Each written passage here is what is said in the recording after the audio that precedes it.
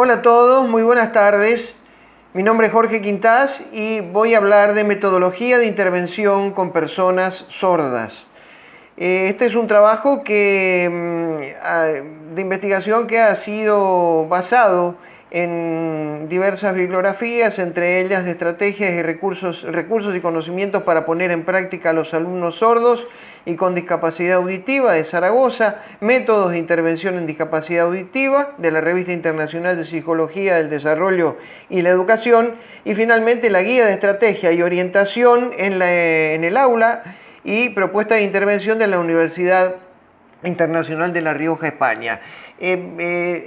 Tenemos que ver que dentro de la metodología tenemos varios métodos para poder capacitar a personas con discapacidad auditiva, y también diversas estrategias, que es de lo cual voy a hablar también. Es bastante extenso este tema.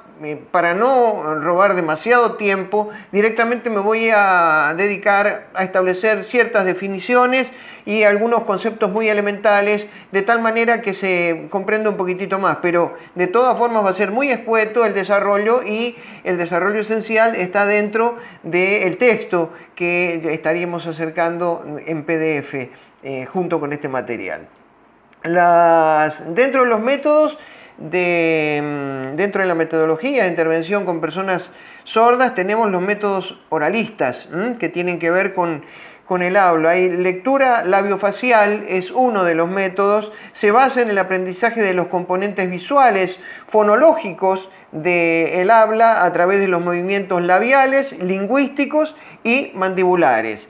Es un método de aprendizaje que ayuda mucho, sobre todo a las personas sordas poslocutivos, es decir, aquellas personas que ya hablan, por lo tanto tienen mayor facilidad para percibir las palabras, para percibir los conceptos, para percibir el desarrollo de las oraciones. Aquellas personas que no hablaron les cuesta un poco más, y por lo tanto requiere de mucho trabajo de práctica. Y también en este caso la lectura puede ofrecer determinadas complicaciones, como son la palabra B larga, la P, la S, la Z, es decir, palabras que al conformar vocablos pueden llegar a perturbar y generar confusión. Por lo tanto, hay que hacer mucha ejercitación en este sentido.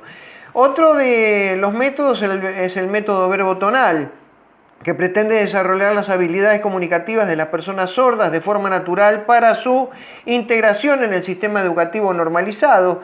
Persigue la percepción y emisión de sonidos del habla con su ritmo y entonación mediante la percepción auditiva, vibraciones táctiles y movimientos corporales en la formación de fonemas, palabras y estructuras del lenguaje. Pretende, por tanto, enseñar la relación audición-habla y habla-movimiento, interviniendo así, integrándose de esa manera, y no la audición, sino también los movimientos corporales. Es decir, es un sistema que parte de no solamente ver los vocablos, sino también percibir las vibraciones, percibir los movimientos, los gestos del cuerpo. Es un método bastante completo, digamos. Tiene una serie de... fundamentalmente esto se aplica con las personas que tienen restos de audición, que todavía perseveran y que tienen todavía posibilidades de escuchar. Otro de los métodos es la palabra complementada. Esta palabra complementada en realidad lo que viene a suplir es esas confusiones que existían y que antes mencionábamos entre las palabras muy semejantes, entre la P, la B larga y demás. Y es un sistema que ayuda en la lectura labiofacial y se compone de 8 posiciones de dedos y 3 de la mano alrededor de la cara. Es decir, este método está compuesto de 8 figuras con la mano que significan determinadas consonantes, y que ubicadas en tal o cual parte tiene 3 posiciones en realidad. Supongamos la P y la S va acá. Esta es la P y la S. A es afuera, pa. P, po, pi, pu. Tiene 3 posiciones: afuera, aquí y en la garganta. Entonces, esa combinación lo que hace es que unir consonantes y cada una de estas posiciones, afuera, en la perilla y abajo, significan las vocales. Entonces, bueno, esta combinación lo que viene es a ayudar, sobre todo al alumno, para ubicar mejor esos fonemas, esas frases, y conformar las frases y resolver las confusiones que se pueden generar con similitudes. Luego, otro de los métodos es la lengua de signos española. Esto es ya conocido, que es un lenguaje de expresión que se conforma, es de expresión gesto-espacial, y se utilizan las manos y se utilizan el habla también, y se utilizan determinados movimientos y giros. Es lo que comúnmente hacemos y que tenemos que tener en cuenta que la lengua de señas no es un lenguaje universal. Cada país cuenta con un sistema propio. Paraguay tiene un sistema propio de lenguaje de señas, ¿sí? No es lo mismo el de Colombia, el de España, que el de Paraguay inclusive. Después está la dactilología. La dactilología es un sistema que representa el habla a través de signos manuales. Cada grafía tiene su propia forma. Es decir, son todos gestos a través de los dedos. Y esa simbología que manejamos a través de los dedos hace que la persona con discapacidad auditiva concentre la atención en los dedos y pierda de vista, ese sería alguno de los aspectos negativos, y pierda de vista en la lectura labiofacial y las expresiones que se generan para generar una mejor comprensión. Es bastante cerrado, por lo tanto, una de las dificultades es esa.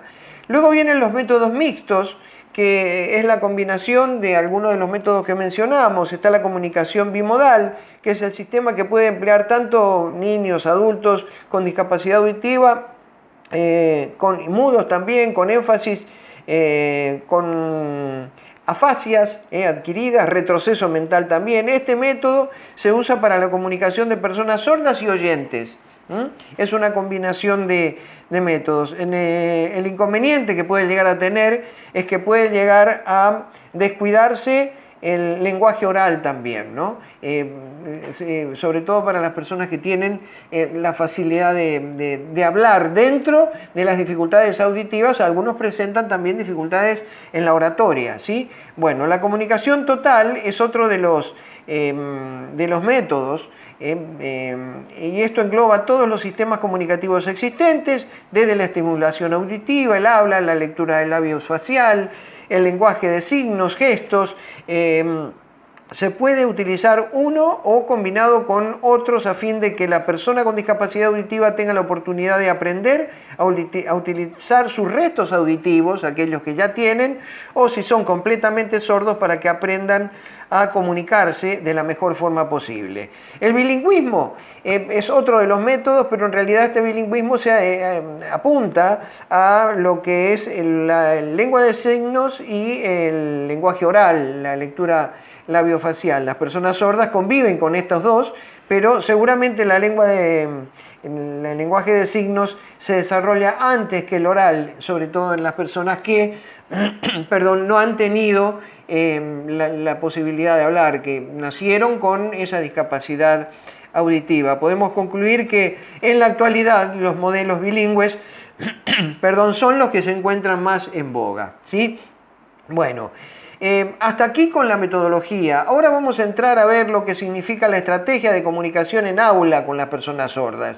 Y las estrategias de comunicación con los alumnos sordos apuntan a favorecer el proceso de enseñanza-aprendizaje y su interrelación con el entorno, fundamentalmente. La enseñanza, aprendizaje y la comunicación con el entorno. El vínculo con sus compañeros de clase, con el docente, con el medio en que está. Y en este caso tenemos por desarrollar, son 4 las estrategias: una para captar la atención, otra para mantener la atención y la otra es para mantener la comunicación. Y después hay algunos aspectos colaterales. ¿Cómo captamos la atención? El gesto que realizamos es fundamental, ¿no? Es el patrón comunicativo básico y es lo predominante en el vínculo con la otra persona, ¿no? Si nuestro alumno tiene restos auditivos que puede aprovechar, le llamaremos por su nombre en voz alta, asegurándonos de que él pueda responder. Si está cerca, vamos al tacto, lo tocamos en el hombro, en el brazo, para que preste atención si no está atendiendo. Si estamos lejos, podemos mover nuestros brazos, es decir, todo lo que signifique captar la atención, todo lo que signifique estar prestos a que esta persona nos mire, esté atento de nosotros, es fundamental. Y si estamos en un lugar amplio, en donde la persona no está tan cerca, en donde está lejos, bueno, hacer todo lo imposible, el movimiento, zapateo para que reciba las vibraciones si estamos en un piso de madera, o si estamos en un tablón, porque las vibraciones también, como vimos en uno de los métodos, son fundamentales, ¿no? Porque esa vibración es lo que percibe todo el cuerpo, se percibe a través de la palma, se percibe a través de los pies, ¿sí? Bueno, entonces, luego tenemos la estrategia para mantener la atención, Acá era para llamar la atención, para que la persona con discapacidad mental esté atento a nosotros. Ahora es para mantenerla, que es lo más complicado por otra parte, ¿no? La expresión facial y corporal que presentamos en nuestra comunicación se vuelve mucho más importante en este punto, obviamente.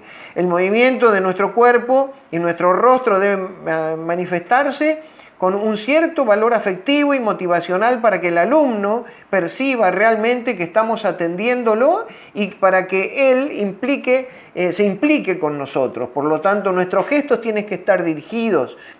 Nosotros tenemos que estar en una posición afectiva, pero además en una posición de acercamiento y de atención hacia él para que él pueda prestar, él o ella, ¿no? Estamos hablando en genérico, pueda prestarnos, ¿sí?, atención. La ubicación del alumno en el aula es muy importante. Alumno, participante, en este caso da igual, ¿sí?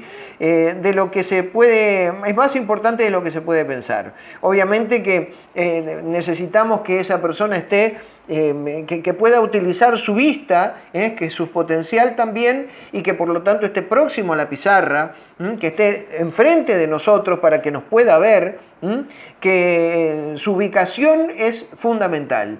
Bien. Otro de los puntos es la estrategia para mantener la comunicación. Antes era para mantener la atención, ahora es para mantener la comunicación. Hay que asegurarse que nuestro alumno nos está viendo, mirando y atendiendo cuando nos estamos dirigiendo a él o al grupo de clase.